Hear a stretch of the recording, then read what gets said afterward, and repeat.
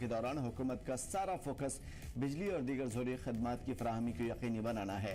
वज़ीर आला उमर अब्दुल्ला ने आला सतही मीटिंग में बिजली महकमे के अफसरान को हिदायत दी कि कटौती के शेड्यूल के मुताबिक हर इलाके में बिजली सप्लाई की जाए। इसके अलावा तयशुदा शेड्यूल से ज़्यादा बिजली कटौती की सारिफिन को पहले से जानकारी देने की हिदायत दी। बता दें कि सर्दी की शिद्दत बढ़ने के साथ ही कश्मीर में बिजली सप्लाई का मसला भी पैदा होता जा रहा है और बिजली महकमे की तरफ से शहरी इलाके में रहने वाले सारिफिन से हीटर और दीगर इलेक्ट्रॉनिक गैजेट का इस्तेमाल करने से परहेज करने की बात कही जा रही है। पैदावार और डिमांड के बीच में फर्क से लोगों को मुत्तला करने के लिए पीडीपी महकमे को बेदारी मुहिम भी चलानी पड़ रही है और जाहिर है कि इस मुहिम से लोगों के अंदर ये बात साफ तौर पे वाज़ेह हो जाएगी कि आखिर बिजली की पैदावार कितनी है और खपत कितनी है। बिजली के साथ ही सर्दियों में वाटर सप्लाई का निज़ाम भी मुतासिर है। वज़ीर आला उमर अब्दुल्ला ज़ाती तौर पर इस मामले को लेकर के काफ़ी संजीदा हैं और ख़ुद इसकी निगरानी कर रहे हैं। वज़ीर आला ने आला अफसरान को हिदायत दी है कि मौसर हिकमत अमली के जरिए पानी, बिजली और लोगों की दीगर ज़रूरियात को पूरा किया जाए। बिजली की कमी को पूरा करने के लिए मुतबादिल वसाइल यानी कि दूसरा कौन सा रास्ता हो सकता है उसको ढूंढने की कोशिश की जा रही है। शहरी और देही इलाके में अर्बन एंड रूरल एरियाज में बिजली सप्लाई के शेड्यूल में तवाज़ुन रखने की भी हदायत दी गई है।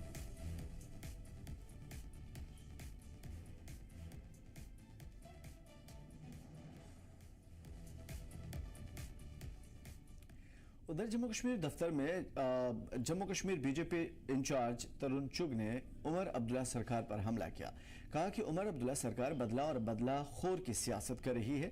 उन्होंने कहा कि उमर अब्दुल्ला सरकार लोगों से किए हुए वादे भूल चुकी है। जम्मू कश्मीर में अभी पानी, बिजली के क्राइसिस बहुत हैं और लोग इस मसाइल से जूझ रहे हैं और वो यानी कि उमर अब्दुल्ला बेतुके बयान दे रहे हैं।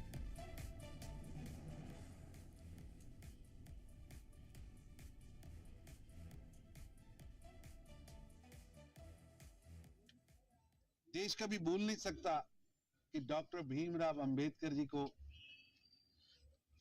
सदन के अंदर पहुंचने से रोकने का कुकृत्य, अपमान करने का कुकृत्य कांग्रेस के पहले अध्यक्ष, देश के पहले प्रधानमंत्री जवाहरलाल नेहरू जी द्वारा किया गया। यहां तक कि खुद नेहरू जी ने तो भारत रत्न लिया, इंदिरा जी ने भी अपने आप को भारत रत्न दिया। डॉक्टर भीमराव अंबेडकर जी को भारत रत्न नहीं देने दिया। 2024-25 माली साल में Jammu Kashmir power development department के रेवेन्यू में खातिर ख्वाह इजाफा दर्ज किया गया है।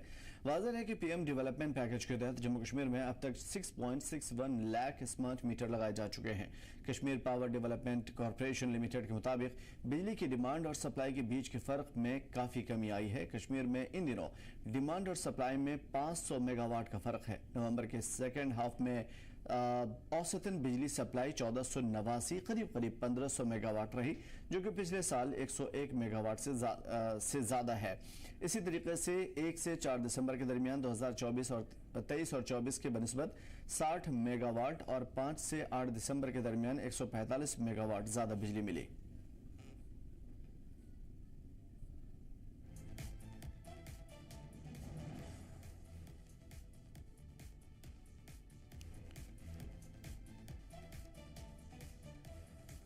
तो फिलहाल बिजली और पानी की समस्या काफ़ी ज़्यादा देखने को मिल रही है और सवाल भी खड़े हो रहे हैं कि आखिर क्या बिजली की फराहमी उस तरीके से नहीं हो रही है जिस तरीके से पहले लोगों को मिला करती थी। तो जो रिपोर्ट सामने आ रही है उसके अनुसार बिजली की सप्लाई कॉरपोरेशन डिपार्टमेंट की जानिब से, जो पीडीडी का डिपार्टमेंट है उसकी तरफ से काफ़ी ज़्यादा यानी कि उस तरफ से काफ़ी ज़्यादा मेगावाट सप्लाई की जा रही है। और development corporation limited, power development corporation ख़ास तौर पे इस चीज़ को ध्यान में रखते हुए कि सर्दी ज़्यादा है, बिजली की खपत ज़्यादा होगी तो बिजली की सप्लाई भी ज़्यादा मिल रही है। अब सवाल यह है कि अगर बिजली की सप्लाई उधर से ज़्यादा आ रही है तो आम लोगों तक इसका फ़ायदा क्यों नहीं पहुंच रहा है।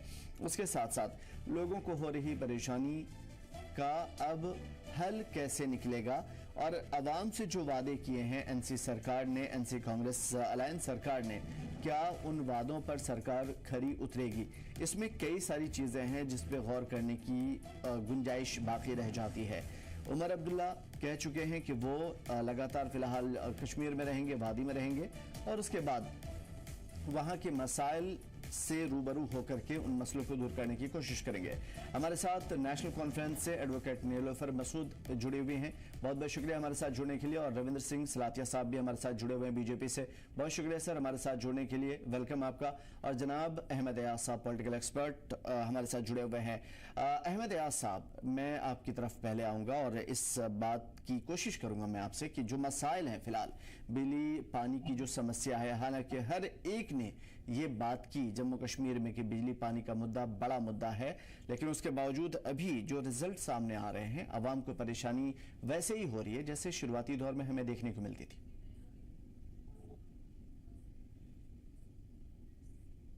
ये सही बात है। जब विंटर सीवियर हो जाता है तो ये सिचुएशंस आती रहती हैं और बहुत टाइम से ऐसी मौसमी हालात की वजह से कोई सूरत हाल नहीं कोई बुरी थी, लेकिन ये बहुत टाइम के बाद है कि इतनी सिचुएशन मौसम को लेकर बदल गई और पानी के ऊपर, सप्लाई के ऊपर काफी असर पड़ा। अभी फिलहाल जिस तरीके से हम सुन रहे हैं, जिस तरीके से बातें आ रही है, ठीक है जनाब उमर साहब अभी श्रीनगर में हैं और आवाम के साथ यकजहती का एक सबूत भी है। सवाल ये है कि जो बड़े बड़े मुद्दे उठाए जा रहे हैं जम्मू कश्मीर में, क्या उन मुद्दों को फिलहाल छोड़ करके या पसे पुश्त डाल करके क्या ये बेहतर नहीं होता कि जो अभी इब्तदाई मराहिल के प्रॉब्लम्स हैं, शुरुआती दौर की जो बेसिक प्रॉब्लम्स है, उसे दूर किया जाए?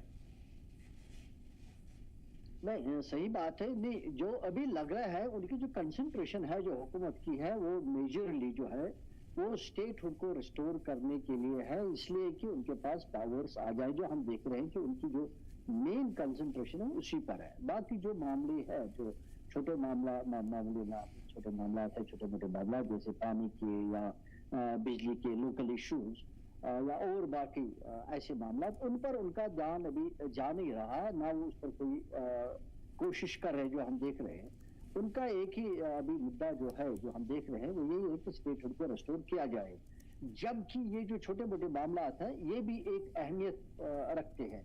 अभी हमने देखा कि अभी जब मौसम में काफी सिवियरिटी आ गई तो पानी पर इसका काफी ज्यादा दबाव पड़ा सप्लाई पर और लोग बहुत परेशान हुए। और हम देख रहे हैं कि कई पाइपें फटी हुई थी पानी की और लोगों को रिपेयर करने के लिए भी दिक्कतें आई। और एक बदलाव सा हम ये देख रहे हैं कि पहले ये गवर्नमेंट बनने से पहले, इलेक्शन होने से पहले, ये हमको लग रहा था कि किसी को बोल के कोई न कोई एक्शन हुआ करता था, लेकिन आज कहीं आज ये बात मैं किया भी और महसूस भी किया कि 2-3 दिन से जब हम किसी को बता दिए कि भाई कहीं कोई इशू है पानी के हवाले से, तो कोई एक्शन हो नहीं रहा। तो लग रहा है कि शायद ये जो डिवाइड टाइप ऑफ कंट्रोल है या कोई रिस्पॉन्सिबिलिटी ऑफिसर्स की नहीं बन रही है, या कोई उनको महसूस हो रहा है कि अब एक मामला गड़बड़ सा हुआ है, बिगड़ा सा हुआ सिस्टम है, तो उनको अकाउंटेबल अपने आप को महसूस नहीं हो रहा। ऐसा मेरा मानना है, मैं महसूस कर रहा हूं। बिल्कुल, मैं एडवोकेट नीलोफर साहिबा की तरफ आऊंगा इस सवाल के साथ। हुकूमत ठीक है, पाबंद है तमाम तर लोगों के मसाइल हल करने के लिए, और ये बहुत ही अच्छी बात है कि उमर साहब इस वक्त श्रीनगर में आवाम के साथ यकजहती का सबूत भी दे रहे हैं इस चीज़ के लिए और आवाम के मसाइल पर तवज्जो दे रहे हैं। सवाल ये है कि जिस तरीके से बीजेपी आपको कटघरे में खड़ा कर रही है कि जो आवाम के बुनियादी मसाइल हैं उस पर ध्यान नहीं है और बड़े बड़े मुद्दे उठा रहे हैं आप। देखिए, अगर आप पिछले 5-4 सालों से देखेंगे जो पावर डिफिसिट है इसमें 18.8 से लगभग ये 1.4% आया हुआ है। यहाँ पर जो जनरेशन है वो एज कम्पेयर टू सप्लाई जितनी होनी चाहिए डिमांड के हिसाब से वो कम है। तो बाहर से जो सप्लाई बेसिकली आ रही है that does not meet out जो बेसिक डिमांड जो यहाँ के लोगों की है। अनफॉर्चुनेटली पावर जनरेट हम यहाँ पर करते हैं लेकिन वो दूसरे रियासतों को चला जाता है, जिसकी वजह से हमारी अपनी डिमांड एक तो पॉपुलेशन के हिसाब से इंक्रीज भी हो रही है, दिन ब दिन लोगों के घरों में फैसिलिटीज भी बढ़ रही है तो शिद्दत की ठंड भी है, जो इलेक्ट्रिसिटी के गैजेट्स है वो इंसान इस्तेमाल करता है ताकि वो शिद्दत की ठंड से वो बचे। तो विंटर्स में यूजुअली जो डिमांड होती है ये सप्लाई से इंक्रीज कर जाती है, बट अनफॉर्चुनेटली यहाँ पर मैं इन कुछ महीनों की बात करूंगी, हमारी डिमांड जो है लगभग 11,000 मिलियन यूनिट्स है जो इस वक्त प्रेजेंटली डिमांड है, लेकिन जो सप्लाई है वो बहुत कम है। अनफॉर्चुनेटली जो सेंटर को ये चीजें भी देखनी है, क्योंकि अभी हमारे वो बिजनेस रूल बन रहे हैं तो इंशाल्लाह कुछ दिनों में वो भी आ जाएंगे, तो मीट आउट दिस डिमांड ज्यादा से ज्यादा इंक्रीज हमें फोकस करना है कि सप्लाई वहां से हो, नंबर 1। नंबर 2, उसके लिए आपको नेचुरली जब आप खरीदते हैं अपनी इलेक्ट्रिसिटी को, जब आप दूसरी रियासतों से खरीदते हैं या सेंटर से खरीदते हैं, तब आपके लिए पीछे से कोई ना कोई अमाउंट होना चाहिए, फाइनेंस होना चाहिए, तो वो भी डेफिसिट में जा रहा है। आप खुद जानते हैं इस वक्त जो यूटी है किन मुश्किलातों का सामना उसको करना पड़ रहा है, और यहाँ की इस शिद्दत की सर्दी को देखकर यहाँ के स्केड्यूल्स को प्रॉपरली चेकआउट करने के लिए जो हमारे माननीय चीफ मिनिस्टर साहब है उन्होंने अपना जो दौरा है, अपने स्केड्यूल सारे कैंसिल करके उन्होंने कहा कि हम यहाँ पर आ जाएंगे, और वो आ भी गए।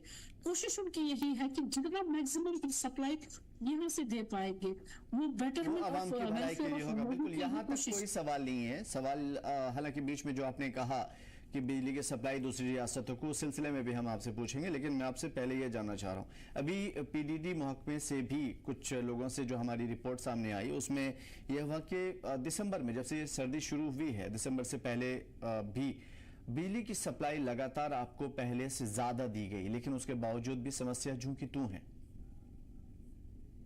देखिए, आप जानते ही होंगे कि मैंने अभी बात की यहाँ पर कि विंटर्स में यूजुअली आज आप जानते होंगे कि -8 चल रहा है, जो कि श्रीनगर में कभी होता नहीं था। ऐसी सर्दी 2000 के बाद पहली बार ऐसी सर्दी ऐसी आप महसूस कर रहे होंगे। अनफॉर्चुनेटली हमारे जो पानी के वसाइल हैं, जिसमें हमारे दरियाई जैनब है, जहां से भी हम जनरेट पावर करते हैं, नॉन रिन्यूएबल जो रिन्यूएबल हमारे सोर्सेज हैं, वहां से इलेक्ट्रिसिटी 409 मिलियन यूनिट्स हमने हासिल की हुई है इन कुछ महीनों में, लेकिन दैट इज नॉट सफिशिएंट कि हम बीट आउट कर सके। हालांकि हमने मैनिफेस्टो के हिसाब से लोगों से वादा भी किया हम आपको फ्री पावर के 200 यूनिट्स दे देंगे इंशाल्लाह आने वाले मार्च के बाद। इस वक्त हमारा जो सारा कंसंट्रेशन है इस पर है, कम से कम जो ये पावर कट्स हो रहे हैं ये नहीं होने चाहिए, नंबर 1। नंबर 2, शेड्यूल के हिसाब से जो प्रॉमिस किया गया है कि इलेक्ट्रिसिटी हर घर तक पहुंचनी चाहिए, वो कम से कम वो शेड्यूल जो है उसके हिसाब से ही इलेक्ट्रिसिटी यहाँ पर मिले, ताकि कम से कम राहत यहाँ के गरीब आवाम को मिले इस सर्दी से बचने के लिए, क्योंकि ऐसे वसाइल लोगों के पास नहीं है, वो गर्म इलाकों में जाएंगे, अपने घर छोड़ेंगे। तो कोशिश हमारी यही है मैक्सिमम सप्लाई, साथ में जितना इसमें शेड्यूल के हिसाब से इलेक्ट्रिसिटी जनरेट हो हर जगह हम पहुंचाए। हमारी कोशिश इस वक्त प्रायोरिटी और फोकस इसी पर है। बिल्कुल सलातिया साहब, मैं आपकी तरफ आऊंगा। जिस तरीके के अभी मसाइल चल रहे हैं, देखिए बहुत ही छोटे और बहुत ही मामूली दिखने वाले मुद्दे हैं, लेकिन हकीकत पूछिए जम्मू कश्मीर की सरजमीन पे आप रहते हैं और जम्मू कश्मीर का अर्बन रूरल एरियाज को अगर बांट करके देखा जाए तो समस्या बहुत बड़ी है, लोगों को बहुत ज्यादा मसाइल का सामना है। इस हाल में क्यों छोड़ दिया जम्मू कश्मीर को कि आज लोगों को पानी और बिजली के लिए भीख मांगना पड़ रहा है?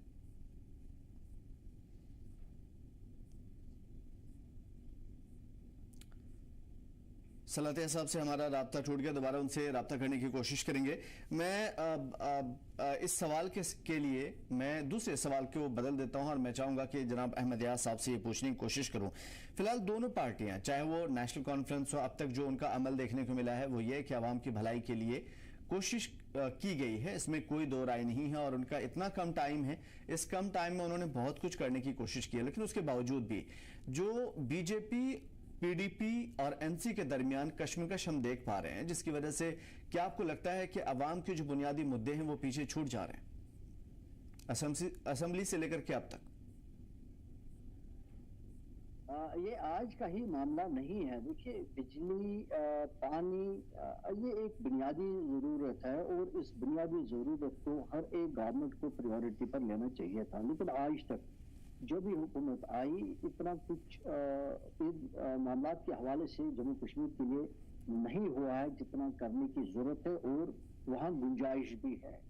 पावर के लिहाज से सबसे ज़्यादा दिक्कतें जो है वो जम्मू कश्मीर में इस वक्त। अगर आप जम्मू कश्मीर से बाहर कहीं भी रहोगे तो आप इतना दिक्कत नहीं पाओगे जितना आप जम्मू कश्मीर में दिक्कत पाओगे।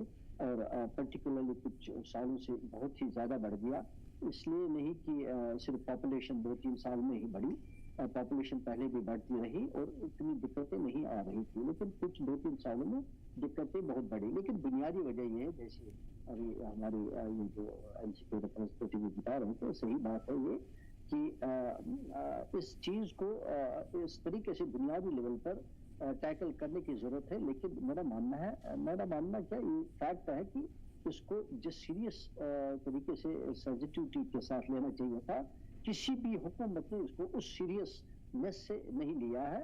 एक ऐसे ही चलता हुआ काम, कहीं रिपेयर टाइप काम किया गया, और जबकि जरूरत ये है कि इसको टोटलिटी में पूरी तरह से देखा जाए, बुनियादी डेवलप किया जाए, इंफ्रास्ट्रक्चर को डेवलप किया जाए, ताकि जम्मू कश्मीर खास तौर जो सर्दियों में बिजली के बिना रह नहीं सकता है। और हमने इस साल ये भी देखा कि समर में भी हमारी कटौती हुई, जो कभी आज तक नहीं देखा, इस साल हमने देखा। और उसके साथ साथ इस मरतबा देख रहे हैं शायद इससे ज्यादा भी बढ़ जाए ये चीजें। सलातिया साहब हमारे साथ जुड़ चुके हैं। सलातिया साहब, जिस तरीके से बयानबाजी चल रही है बीजेपी और एनसी के दरमियान, मैं उस पर जानने की कोशिश नहीं करूंगा। मैं आपसे ये समझूंगा कि अगर मसाइल की इतनी ही फिक्र है, ठीक है, उन्होंने मैनिफेस्टो में शामिल किया था, आपने भी किया था, बाकी पार्टियों ने भी किया था, लेकिन फिलहाल अवाम के मसलों को दूर करना सबसे पहली और अव्वलीन तरजीह होनी चाहिए थी। लेकिन उसके बावजूद भी जो जरूरत है लोगों को 2000 मेगावाट की मिल रही है 1500 मेगावाट, और उसके साथ टेक्निकल इश्यूज बहुत ज्यादा हैं। बिजली अगर उतनी फराहम करा भी दी जाए पीडीडी की तरफ से, तो फिर टेक्निकल इश्यूज बहुत ज्यादा हैं। इन 10 सालों में फिर डेवलपमेंट के काम क्या हो गए?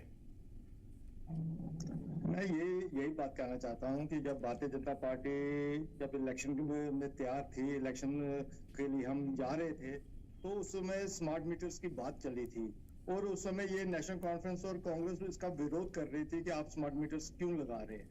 तो अब जैसे ही इनकी सरकार बनी, स्मार्ट मीटर्स तो अब भी लग रहे हैं, आज भी स्मार्ट मीटर लग रहे हैं। अगर ये इनको इतना ही लोगों का ध्यान था, तो फिर ये इस बात का भी इनको पता था कि आज सर्दियां आने वाली हैं और हमें इसकी जरूरत होगी, लाइट की जरूरत पड़ेगी, बिजली की जरूरत पड़ेगी।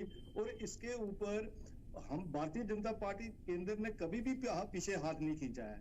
मगर इस बार आप देख रहे हैं कि अब जैसे तरुण चुग जी ने भी आज कहा है कि ये नेशनल कॉन्फ्रेंस सरकार अपने आप से भाग रही है। उमर अब्दुल्ला साहब उन चीजों को दरकिनार कर रहे हैं, और उन चीजों को जो बुनियादी चीजें हैं, चाहे वो बिजली हो, चाहे वो पानी हो, उन चीजों से वो दूर हो रहे हैं।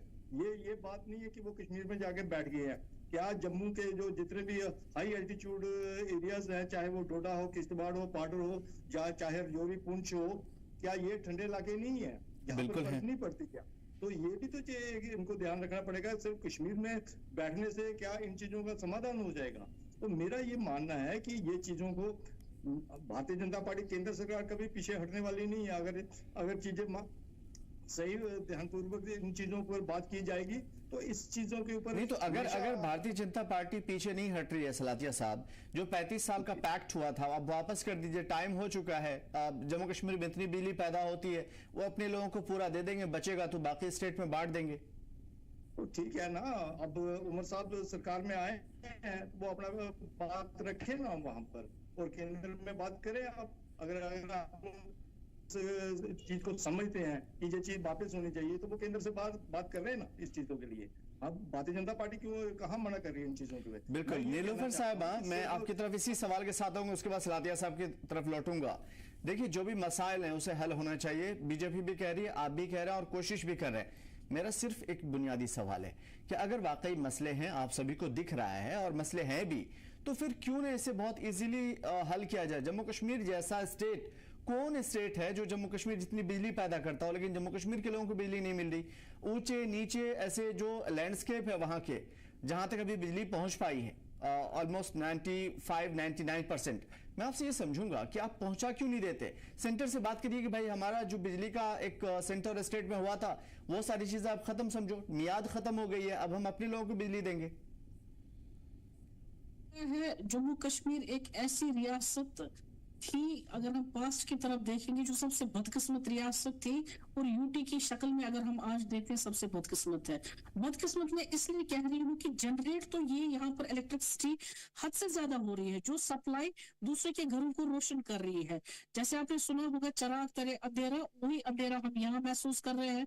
इस वक्त की डिमांड यहाँ पर रिप्रेजेंटेटिव बैठे हुए हैं बीजेपी के, इनको पता होना चाहिए जो डिमांड इस वक्त की है। इस वक्त 19,000 मेगावाट की डिमांड है जम्मू कश्मीर में, और एलोकेट हमें की गई है सिर्फ 13,000। उसमें से जो डेफिसिट ये आ रहा है 6,000 मेगावाट का, जिसकी वजह से इनको शेडिंग करनी पड़ती है पावर रीजन पावर की, और जिसकी वजह से इस शिद्दत, इस ठंड का महसूस जो इंसान कर रहा है, उसकी वजह से आप देख लीजिए कितने हार्ट अटैक बढ़ रहे हैं। जो लोग ऑक्सीजन पर है शेड्यूल के हिसाब से, उनको 32% इस वक्त इलेक्ट्रिसिटी डेफिसिट जो है जम्मू कश्मीर में चल रहा है। तो ये जानते हैं, हमने ऑलरेडी इनको कहा भी है कि 30%, 32% जो हमें 600 मेगावाट हम पड़ रहे हैं यहाँ पर, आप इसको मेहरबानी करके इमीडिएटली रेस्टोर कीजिए, दे दीजिए यहाँ पर, ताकि जो हमारे कम से कम शेड्यूल चल रहे हैं। ये अभी स्मार्ट मीटर्स की बात कर रहे थे, जहां मैं रह रही हूँ मेरे घर में भी स्मार्ट मीटर लगा हुआ है, लेकिन क्या फायदा ऐसे स्मार्ट मीटर का जो चल रहा है बदकिस्मती से, न तो बिजली है न कुछ है, लेकिन बिल मुझे देनी ही देनी है। This is very unfortunate. ठीक है, अब आपकी हुकूमत, हुकूमत हमारी, इसमें कोई शक नहीं है। हाँ। हुकूमत हमारी है, लेकिन जो अभी बैकलॉग लेकर हम चल रहे हैं ना, आपका बोझा लेकर जो हम चल रहे हैं, उस बैकलॉग को आपने खत्म करना है। उस बैकलॉग की लाश आप हमारे कंधों पर डाल नहीं सकते। शुरुआत नीलोफर साहिबा, शुरुआत आपने की थी 2019 में 18% जो हमारा डेफिसिट था, आज 32% हो गया है। ये from the last 4 years, this is only because of जो 4 सालों में हुआ है। बिल्कुल, इसमें कोई शक नहीं है। मैं बीच में इंटरप्ट कर रहा हूं माफी के साथ आपसे नीलोफर साहिबा। देखिए, ठंडे दिल से सोचिए, शुरुआत किसने की थी? बिजली का जो ये पैक्ट हुआ था कांग्रेस हुकूमत के दरमियान, आपके दरमियान, आपने किया था। पावर प्रोजेक्ट को देख लीजिए, ठीक है, पीडीडी आपके अंडर में है, पीडीडी आपके अंडर में है, बनाया जाता है फॉर 20 years, लेकिन जो रेटल पावर प्रोजेक्ट उन्होंने कहा कि हमें राजस्थान को देनी है, ठीक है, 20 साल के बाद अगर हमने नहीं किया, हम शिद्दत से यही सोच रहे हैं, जो इलेक्ट्रिसिटी यहाँ बाहर जा रही है वो वापस आनी चाहिए, जो एनएचपीसी के पास अभी भी प्रोजेक्ट्स है वो वापस हमें मिलने चाहिए। आप अगर सेंटर उसमें इतना ज्यादा समर्थन दे रहा है, हमें देना चाहता है, देगा, तो क्या ये पॉसिबल नहीं है? अभी तो इतना है कि जो ये रोना तो इसी बात का है कि सिर्फ मुद्दे भुनाए जा रहे हैं। रोना इसी बात का है कि मुद्दे भुनाए जा रहे हैं, लोगों के मसले हल नहीं हो रहे। अब पीडीडी आपके अंडर में है, आप उनसे 2000 मेगावाट की जरूरत है, 2000 लीजिए, आप 1500, 1400, 1100 क्यों ले रही है? पीडीडी वो तो आप बोलेंगे आपके इसमें है, वो तो हम कर लेंगे, जो हमारा पार्ट है वो हम कर लेंगे, लेकिन यूटी में क्या हो सकता है क्या नहीं हो सकता ये भी जानते हैं आप। लेकिन सेंटर की जो जिम्मेदारी है, जो सेंटर की जिम्मेदारी है, हमें मैक्सिमम सप्लाई देना। यहाँ के लोगों के जो मुश्किलात है इस ठंड में, जब -8 इस वक्त श्रीनगर में चल रहा है, जो पेरिफेरीज के एरिया है -10 इस वक्त अनंतनाग में चल रहा है, बारामूला में इस वक्त -9 चल रहा है। ये यहाँ की बात कर रही हूँ, अभी तो मैं गुरेज वगैरह दूसरे टंगरार वहां की मैं बात नहीं कर रही हूँ, मैं central heart of the UT की बात कर रही हूँ। तो आप वहां देख लीजिए, जम्मू में देख लीजिए कितने बदतर हालात है। तो इसको बिल्कुल, यहाँ आने से पहले हमने जम्मू के तमाम तरह ग्राउंड रिपोर्टर से मैंने बातचीत करने की कोशिश की थी, अर्बन और रूरल एरियाज में जाने की कोशिश की थी। सलादिया साहब, इतने सारे मसाले और आप भी कह रहे हैं सारी चीजें हैं, और आप जानते भी हैं कि इस मसले को हल किया जा सकता है, तो क्यों नहीं आप एक अपना बड़कपन दिखाएं और उसके बाद इन तमाम तर समस्या को हल करने के लिए, चाहे वो टेक्निकल हो, फाइनेंशियल हो, जिस तरीके से भी हो, गवर्नमेंट का साथ दें। मेरी बात सुनिए ध्यान से कि ये जो मैडम साहिबा कह रही हैं, इनकी कथनी और करनी में बहुत फर्क है। ये साबित हो गया, ये सिर्फ कश्मीर की बात करेंगे, ये जम्मू प्रोविंस की बात नहीं करेंगे। और मैं ये साफ आपको कह दूं, इस बात के लिए ये सिर्फ 4 साल की बात कर रहे हैं। इन्होंने 60 साल यहाँ पर हुकूमत की है नेशनल कॉन्फ्रेंस ने जम्मू कश्मीर में, और जो आज जो हालात बने हुए हैं ये इन्हीं के कारण बने हुए हैं हालात, कि अगर आज हम इस स्टेज पे पहुंचे हैं, और जो अगर 2014 के बाद 2019 में जब 370 का हटाया गया था, तो उसके बाद जो यूटी का अगर ये राज नहीं बनता, तो मुझे लगता उस समय कश्मीर की क्या हालत होती थी वो बाद में पता चलता। ठीक है, अभी सलातिया साहब माफी चाहता हूं आपसे, सिर्फ इतना पूछना चाहूंगा आपसे, 10 साल तक अभी तक आप देख रहे थे, फिलहाल 2 महीने पहले तक, अभी भी देख रहे हैं आप, मैं आपसे ये पूछूंगा कि आज भी बिजली के तार खंभों पे नहीं लटक करके बंबू पे, लकड़ियों पे, पेड़ों पे इस तरह की चीजें क्यों लटकी हुई हैं? आप भी तो दुरुस्त कर सकते थे ना सर। आपकी बात जायज, मैं ये मानता हूं इस बात को कि ये होना चाहिए। अब जब इनको सरकार सौंप दी है, इनको डिपार्टमेंट सौंप दिए हैं इनको, तो अब ये करें ना इन बातों को लेकर। अगर कोई कहीं कमी पेशी आती है तो यकीनन ये केंद्र से बात करें, सेंटर से बात करें, सेंटर को अपनी ये समस्या जो डेफिशिएट ये मोहतरमा बता रही हैं उसके ऊपर बात जाए ना। क्यों ये अपने यहाँ बैठकर कश्मीर में बैठकर बात नहीं होगी। ठीक है, इस सिलसिले में अहमद यास साहब आपसे आखिरी राय लूंगा, उसके बाद मैं दूसरे जो आज का खास मेन मुद्दा है उस पर स्विच करूंगा। मैं आपसे जानने की कोशिश करूंगा क्या इल्जाम तराशियों से मसले हल होंगे या फिर यूटी को और सेंटर को एक साथ मिलकर के काम करना होगा? आपकी राय।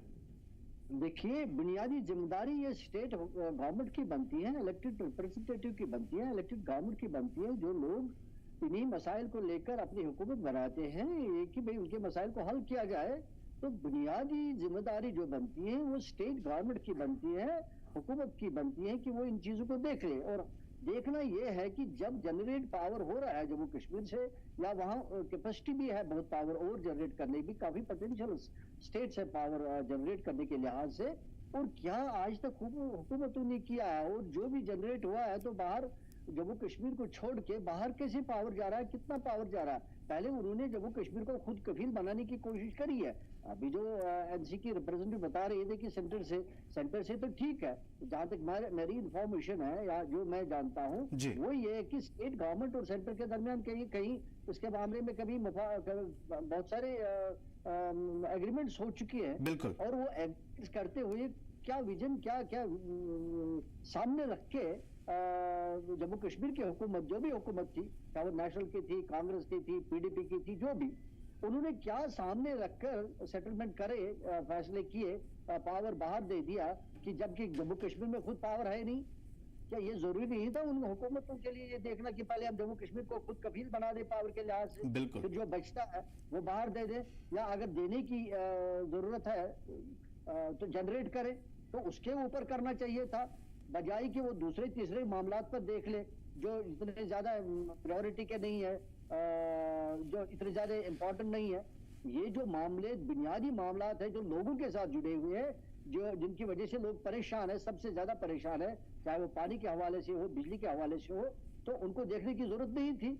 हम तो इस वक्त देख रहे हैं कि स्टेट रेस्टोर हो जाए, हम तो ये कहेंगे 370 रेस्टोर हो जाए, उसके लिए हमारे को पावर्स मिल जाए, वो तो दूसरे तीसरे, लेकिन वो तो आगे की बात है। लेकिन अभी तक जो हुआ, अगर हम उसका मुहासबा करें, उसका इंट्रोस्पेक्शन करें, वहां तो ये देखने की गवर्नमेंट की हर सतह पर फेलियर ही है, खास तौर पर ये पावर को लेकर जो मुश्किलात जो लोगों को दरपेश है इस टाइम, वो तो गवर्नमेंट का, हुकूमतों का किया हुआ काम है। बिल्कुल, इसमें कोई शक नहीं कि जो पुरानी एडमिनिस्ट्रेशन है या फिर अभी मौजूदा, उनकी भी बहुत सारी कारफरमाइयां रही हैं, लेकिन सवाल मौजूदा हुकूमत पे बनता है कि वो किस तरीके से इस चीज को टैकल करती है, क्योंकि सबसे ज्यादा लाजमी कि क्या अंदरूनी तौर पे कोई एग्रीमेंट हुआ है सेंटर से कि ये और भी सिलसिला आगे चलता रहेगा, या फिर सेंटर कुछ ऐसा गेम प्लान कर चुकी है कि अब जम्मू कश्मीर के लोगों को जो उनका हक होना चाहिए, मिलना चाहिए था 24 घंटे बगैर किसी कट के और बहुत ही कम शरह पे,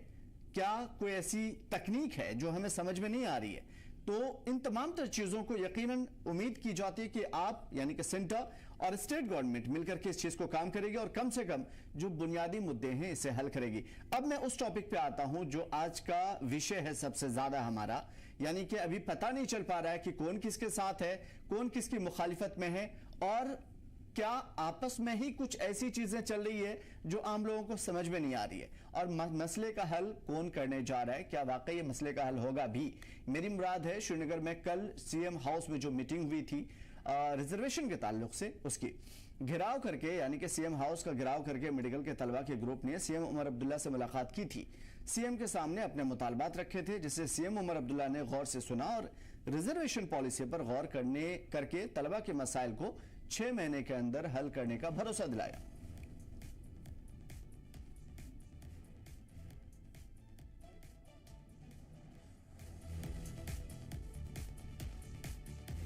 हम यहाँ पे गए थे सीएम साहब से, हमने अंदर बात की, आधा घंटा बात की, हमने सारे हमारे जो पॉइंट्स हैं उनको सुना, हमने ड्राफ्ट जो भी हमारे थे उनको प्रेजेंट किए, बताया कि किस तरह ये हो सकता है, डेटा साइट किया, ऑफिशियल डेटा साइट किया। और सीएम साहब ने काफी अच्छी बातें बोली कि कुछ एक्शनेबल पॉइंट्स जो है उन्होंने बेसिकली 3-4 बातें हैं जो थोड़े शॉर्ट कट्स में बोलना चाहता था। उन्होंने कहा कि जो एक्शनेबल चीजें हैं जैसे कि इसमें 10% EWS आता है या बाकी चीजें हैं, नीट कॉलोनी के कुछ इशू है, रूल 17 वगैरह के, जो कि with in the domain of the government है, जो इमीडिएटली जो सीएम साहब खुद भी कर सकते हैं उसको execute order, he will do that. ठीक है, ये हो गया एक पॉइंट।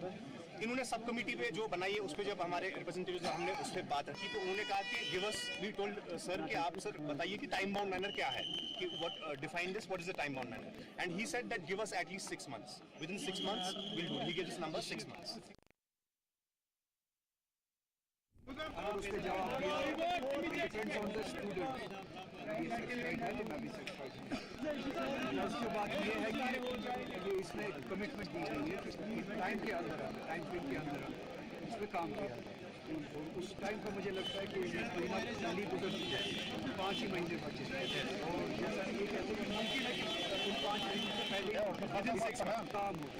मैक्सिमम टाइम उन्होंने 6 मांगा जी, उन्होंने ये नहीं कहा कि 6 महीने थे, मैक्सिमम टाइम उन्होंने कहा कि 6 महीने, एंड दे ट्राई कि ये 6 महीने के अंदर 2 महीने में 3 महीने ये कंक्लूजन हमने क्या इसको सर, क्या आप इसको मद्देनजर रखते हुए इस प्रोटेस्ट को फॉलो अप कर रहे हैं? मैंने फिर से कहा यहाँ पे कोई प्रोटेस्ट नहीं चल रहा है, यहाँ पे एक असेंबली है, पीसफुल असेंबली है, स्टूडेंट्स की, एस्पिरेंट्स की, अपनी डिमांड्स को, अपने कंसर्न्स को आए हैं, इनको गवर्नमेंट ने सुना, ये खुद गए।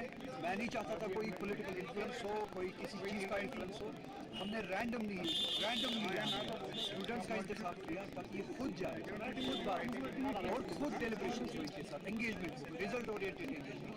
अगर वो डेलिब्रेशन हुई है, अगर किसी हद तक एक नतीजा निकला है जो कि पहले ओपन एंडेड था, अब ओपन एंडेड नहीं है, अब एक टाइम फ्रेम, उस टाइम फ्रेम के अंदर इसमें कोई एक सोल्यूशन निकाला जाएगा। मेरे लिए मुझे लगता है रिजर्वेशन के मुद्दे को हल करने के लिए सरकार की तरफ से 6 माह की मोहलत मांगे जाने पर पीडीपी ने सवाल उठाया। उनका इल्जाम है कि उमर सरकार मामले को लेकर के संजीदा नहीं है। उन्होंने कहा कि सरकार की नीयत सही होती तो नेशनल कॉन्फ्रेंस के एमपी की तरफ से इस मामले को पार्लियामेंट में उठाया जाता।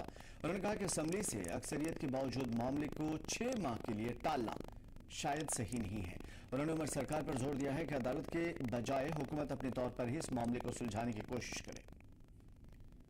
तो आज 2-3 महीने हो गए और कल प्रोटेस्ट हुआ जिसमें हम तो इसमें कोई चाहते हैं न की है न करेंगे, मगर मुझे लगता है कि हम नौजवानों को, ओपन मेरिट वालों को, हम उन्हें धकेल रहे हैं, we are pushing them to the wall. तो वो चीफ मिनिस्टर साहब के पास गए और चीफ मिनिस्टर साहब ने कहा 6 महीने का वक्त हो। अगर आपके पास 3 मेंबर पार्लियामेंट है लद्दाख को लेके, आपके पास 50 MLA हैं सब मिलजुल के, तो आप कहते हैं 6 महीने रुको, क्यों? ये सोचते हैं 6 महीने में कोर्ट का डिसीजन आ जाएगा, फिर मुझे कुछ करना ही नहीं है। तो अगर आपको कुछ भी नहीं करना है, अगर ये मामला कोर्ट नहीं निपटाना, तो फिर आप किस चीज की दवा हो? Exactly. रिजर्वेशन पॉलिसी को लेकर के हो रहे एहतजाज में श्रीनगर के रुकन पार्लियामेंट आगा रुहुल्ला मेहदी के शामिल होने को लेकर के अब नेशनल कॉन्फ्रेंस में भी सवाल उठने लगे हैं। हजरत बल के MLA सलमान सागर ने कहा कि एहतजाज में शामिल होकर के रुहुल्ला मेहदी ने मुखालिफिन को नेशनल कॉन्फ्रेंस पर तनकीद करने का मौका दिया। उन्होंने कहा कि सीनियर लीडरान को अपोजिशन का रोल नहीं अदा करना चाहिए। सलमान सागर का मानना है कि पार्टी कैडर में इससे गलत मैसेज आएगा। अगर साहब MP हैं और उनको लगता है कि एज MP वो कर सकते हैं, लेकिन नेशनल कॉन्फ्रेंस नहीं थी। नेशनल कॉन्फ्रेंस का डायरेक्टिव आता है लीडरशिप से। अगर आप नेशनल कॉन्फ्रेंस की बात करते हैं, डॉक्टर अब्दुल्ला साहब कुछ बोलेंगे तब नेशनल कॉन्फ्रेंस की प्रोटेस्ट करती है। उमर साहब वाइस प्रेसिडेंट है, वो कुछ बोलेंगे तब प्रोटेस्ट कर सकते हैं। जनरल सेक्रेटरी के ऑफिस से हिदायत आएंगे, अगर उनको प्रेसिडेंट ने कन्वे किया है तो तब हिदायत प्रोटेस्ट तब होगा। ऐसे प्रोटेस्ट पार्टी की तरफ से नहीं होते हैं, इंडिविजुअल कैपेसिटी में होगा उनका, and may be as MP। तो नेशनल कॉन्फ्रेंस प्रोटेस्ट नहीं था, ये नेशनल कॉन्फ्रेंस के हरीफों का प्रोटेस्ट था। उधर जम्मू कश्मीर कांग्रेस के सीनियर लीडर गुलाम अहमद मीर ने आगा रुहुल्ला की तरफ से कल रिजर्वेशन को लेकर के किए गए मुजाहरे पर सवाल उठाया। उन्होंने कहा कि बेहतर था कि वो मुजाहरे के बजाय बातचीत का दरवाजा चुनते, जिससे कोई भी रास्ता तो निकलता। अदरवाइज तो ये हमने दिल्ली तक खबरें सुनी, दूसरे स्टेटों तक खबरें पहुंची। मेरे ख्याल से वो जिम्मेदार मेंबर पार्लियामेंट है किसी जिम्मेदार पार्टी का, आज की रूलिंग पार्टी का, और उनको चाहिए अगर उनके मन में या उनको लगा कि इन नौजवानों का कोई सही मुद्दा है तो वो तो 5 मिनट की डिस्टेंस पर है, चीफ मिनिस्टर उनके डिस्पोजल पर है, पूरी काबीना उनके डिस्पोजल पर, पूरी क़यादत है। तो बजाय इसके कि हम सीधे सड़कों पर आए और खाली कैमरास को दिखाने के लिए, अगर जेन्युइनली उनके पास उनकी अंडरस्टैंडिंग में कोई चीज है तो you should discuss it with in the party, with in the government.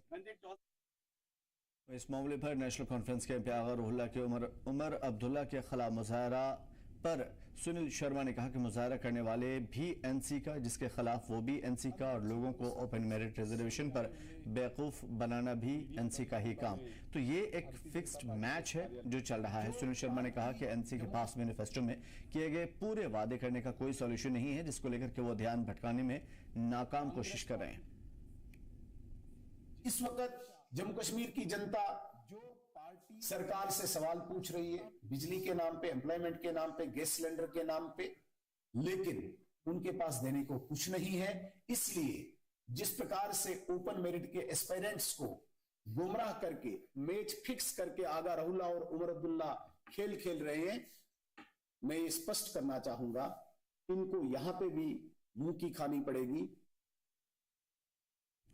उधर जम्मू कश्मीर के साबिक डीजीपी एसपी वैद ने भी रिजर्वेशन पॉलिसी में तब्दीली की हिमायत करते हुए एहतजाज के दायरे को बढ़ाने की अपील की। साबिक डीजीपी ने कहा कि जम्मू खित्ते के लोगों को भी इसकी हिमायत करनी चाहिए। उन्होंने कहा कि सुप्रीम कोर्ट की हिदायत के मुताबिक रिजर्वेशन का कोटा किसी भी कीमत पर 50% से ज्यादा नहीं होना चाहिए था। उन्होंने कहा कि रिजर्वेशन की वजह से जम्मू कश्मीर में बासलाहियत नौजवान बैरून मुल्क यानी कि दूसरे ममालिक जा रहे हैं, और ट्रेंड को रोकने के लिए जरूरी है कि इस पॉलिसी को बदले और फौरी तौर पर सरकार कदम उठाए। आजकल यूथ को बहुत परेशानी देखनी पड़ रही है रिजर्वेशन की वजह से, और काफी कंसर्न है जम्मू कश्मीर में, जहां 60% से ऊपर रिजर्वेशन कर दी गई है और मेरिट को रिकॉग्नाइज नहीं किया जा रहा है। मैं समझता हूं किसी भी सोसाइटी को आगे जाने के लिए मेरिट को अहमियत देनी चाहिए, और आज जो स्थिति है, meritorious students are losing ground. That's why यहाँ से बहुत सारे लोग माइग्रेट करके दूसरे देशों में चले जाते हैं।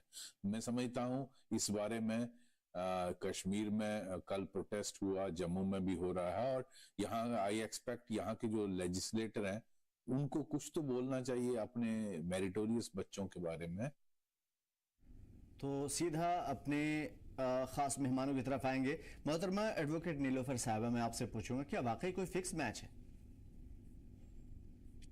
देखिए, फिक्स मैच की कोई ऐसी बात ही नहीं है। ये जम्मू कश्मीर नेशनल कॉन्फ्रेंस ये जो बिलीव करती है कॉन्स्टिट्यूशन में हर एक का अपना कॉन्स्टिट्यूशनल राइट है, फंडामेंटल राइट है, right to protest, right to express या फ्री स्पीच का, एक्सप्रेशन का एक फंडामेंटल राइट है। इसको रोक नहीं सकते आप, चाहे आपका वो पर्सनल व्यू हो, चाहे वो आपका कलेक्टिव व्यू हो, आपको राइट है, आपको इख्तियार है with in the four corners of the constitution आप अपनी बात रखिए। तो उसी के ज़िम्मन में अगर प्रोटेस्ट में, जैसे कि पहले भी अगर रुहुल्लाह साहब ने कहा था कि जो मेडिकल स्टूडेंट्स हैं, अगर इस लिमिट तक वो चीज़ें हल नहीं हो जाती, तो अगर वो बैठते हैं प्रोटेस्ट के लिए, I be the first person to join them, इसमें कोई शक नहीं है। लेकिन उसका मतलब ये दर्शाता नहीं है कि आपने उमर साहब के बेटे को भी वहाँ देखा होगा आते हुए, ये चीज़ें दर्शाता नहीं there is dissent among the parties, ऐसा कुछ नहीं है, ना तो कोई फिक्स मैच है। ये है कि आज जमहूरी हक जो है, जो पिछले 10 सालों से मिसिंग था, एक राइट टू फ्री एक्सप्रेशन जो मिसिंग था जम्मू कश्मीर में, आज आपने उस शक्ल में इन नौजवानों को अपना इजहार करते हुए अपने ऑनरेबल सीएम के पास आना, अपना प्रोटेस्ट रजिस्टर करना और अपनी बात सामने रखना, तो ये एक पॉजिटिव साइन है जो हमें पॉजिटिव सेंस में लेना चाहिए। नहीं ये कि भाई उसने क्यों ज्वाइन किया, इसने क्यों ज्वाइन किया, ऐसा नहीं है। अगर कोई भी, चाहे मैं, अगर मेरा अपना राइट है, मैं सामने रख रही हूँ, मेरा डिसेंट अगर होता तो हो सकता है मैं with the four corners of national conference के कमरों के अंदर में बात करती है। ऐसा नहीं है, जब कोई डिसेंट ही नहीं है तो वहां पर बात करने की जरूरत नहीं है। ऑन रिकॉर्ड उन्होंने कहा था कि मैं उनको ज्वाइन करूंगा और ऑन रिकॉर्ड उन्होंने वहां पर ज्वाइन किया। इसी वजह से बीजेपी इसी वजह से कह रही है, लगातार आपने सुना भी है अभी, कि हाकिम भी आपका, महकूम भी आपका, अदालत भी आपकी, जुर्म भी आपका। ये हम कहते आए हैं कि मेरे हक में वो मुद्दे क्या, ये मुंसिफ क्या फैसला देगा, जब अदालत भी उसी की है, मुकदमा भी उसी ने हल करना है। ये तो हम इतने 10 सालों से कहते आए। मुझे लगता है 2 या 3 महीने का पीरियड जो है, ये इमेच्योर बातें होंगी कि आप एक्सपेक्ट करते हैं 5 साल मंसूबा जो नेशनल कॉन्फ्रेंस ने बनाया ये 3 महीनों में हल हो जाए, ये पॉसिबल नहीं है। अभी बिजनेस रूल बन रहे हैं, अभी वो बिजनेस रूल माननीय लेफ्टिनेंट गवर्नर के पास चले जाएंगे, जो अंडर प्रोसेस सेंटर के साथ वो डिस्कस करके वापस आ जाएंगे। तो अपने अपने इख्तियारात। और दूसरी इंपॉर्टेंट चीज है, देखिए मैनिफेस्टो हमने बनाया है 5 साल रोड मैप, हमें किस तरीके से चलना है, हमें क्या करना है। आप 3 महीनों में या 2 महीनों में एक्सपेक्ट नहीं कर सकते कि A to Z जो है हर कोई चीज इन्हीं 3 महीनों में या 4 महीनों में होनी चाहिए। सलादिया साहब, बड़ा सवाल है एनसी की तरफ से, बिल्कुल PDP है चाहे उसमें बीजेपी है, ये ताक में हमें कोई ऐसा मौका मिले हम उछाले चीजों को।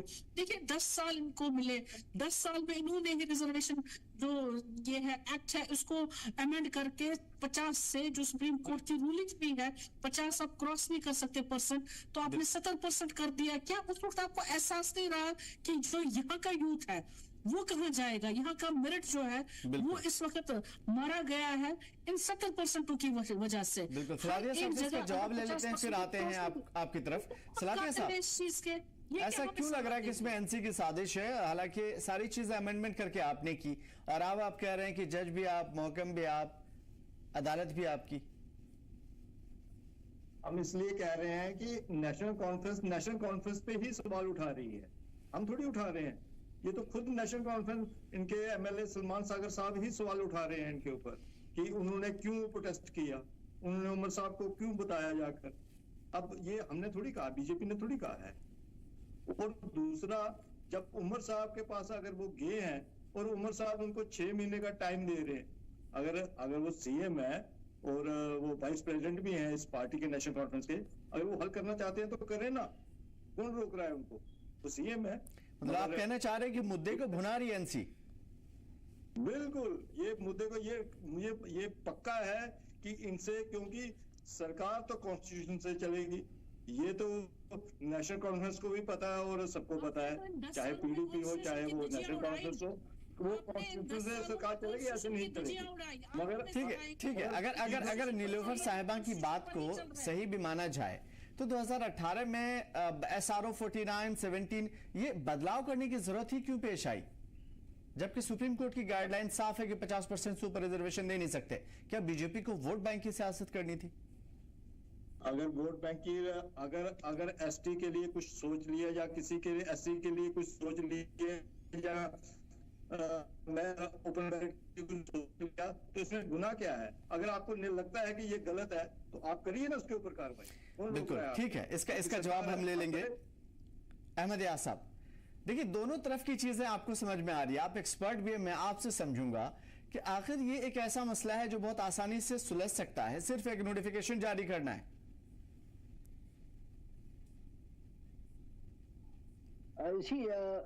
इसमें सबसे बड़ी बात जो है, जो बहस की बुनियाद बनती है वो यही है कि रूहुल्लाह साहब का प्रोटेस्ट करना हुकूमत के खिलाफ, जबकि वो खुद उसी पार्टी की एक मेंबर पार्लियामेंट है।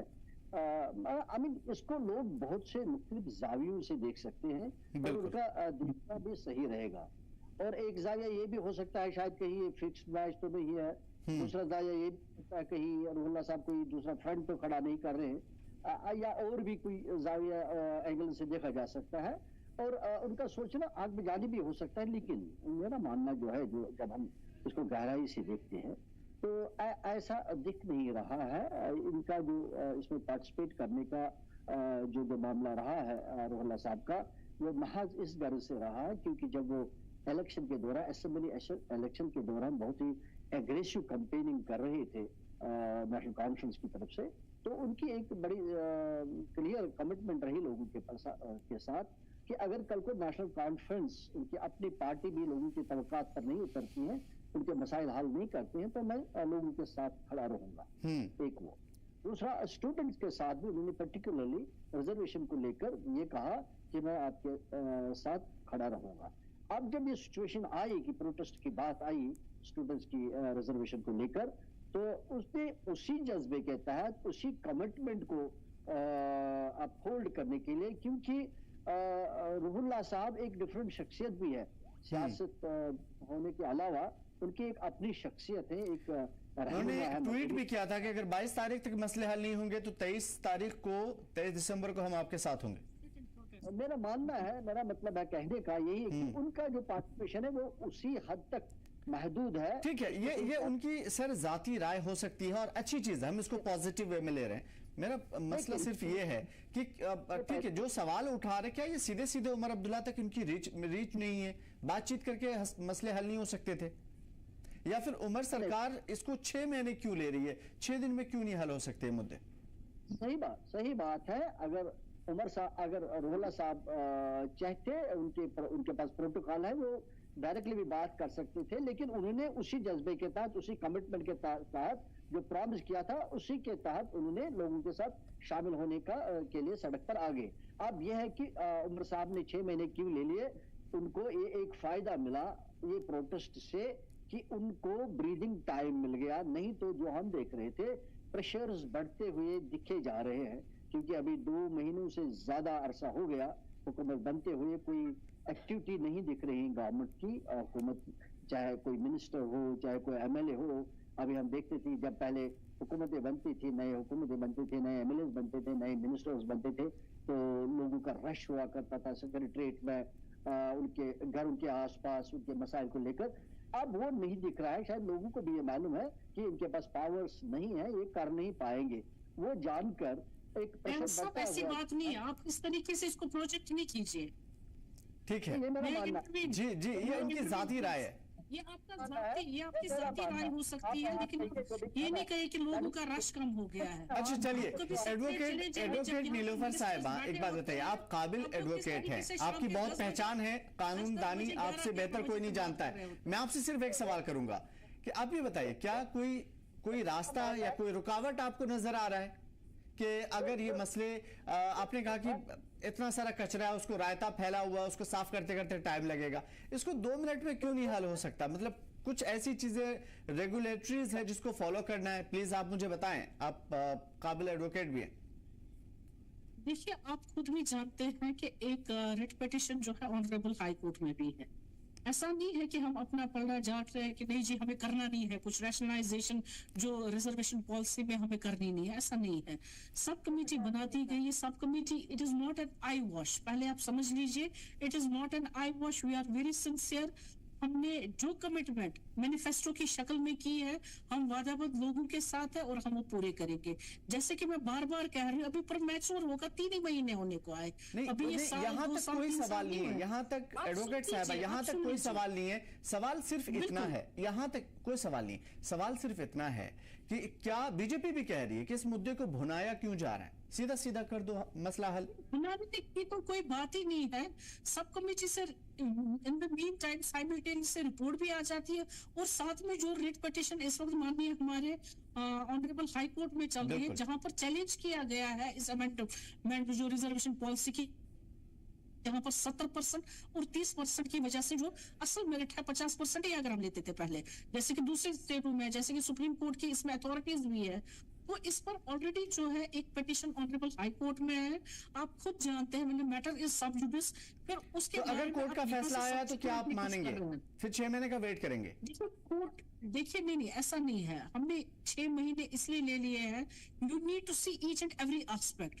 अब 2 दिन में ये एस्पेक्ट आपके सामने आ नहीं सकता है, तो उस सब कमेटी के लिए उनको टाइम फ्रेम दे दिया गया ताकि final decision within this period आ जाता है। अगर खुदा न खास्ता कोई ऑर्डर इस यूटी के खिलाफ आ जाती है, इस रिजर्वेशन के खिलाफ आ जाती है, तो हमारे पास वसाइल है, हमारे पास अपीलेट अथॉरिटीज है, जहां पर उसको बसते जो ये एज यूटी हम उसको चैलेंज कर सकते हैं। हमारे हाथ बंदे नहीं है।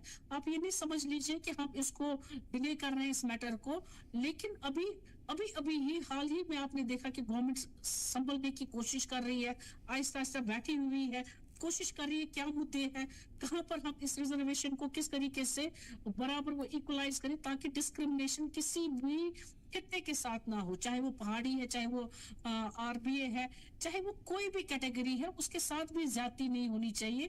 ये सेंसिटिव ये मसले हैं जिस पर मिल बैठकर सुझाव जो है स्टेक होल्डर्स के हर किसी को कॉन्फिडेंस में लेकर तब जाकर सब कमेटी जो है ये अपना रिपोर्ट दे देगी।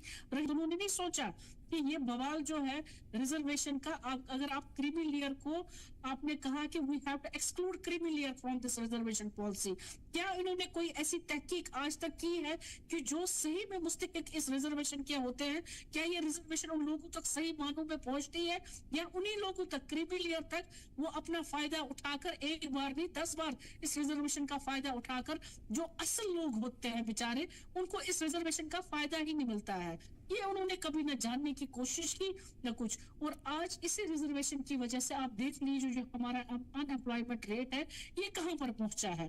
तो ये सारे मुद्दे जो ये सारे इंटरकनेक्टेड हैं, इन पर एक संजीदा तरीके से एक इंक्वायरी करने की जरूरत है। उम्मीद है कि वो संजीदा तरीके जल्द से जल्द जो है अपने कंप्लीट हो जाए और आवाम का मफाद हल हो।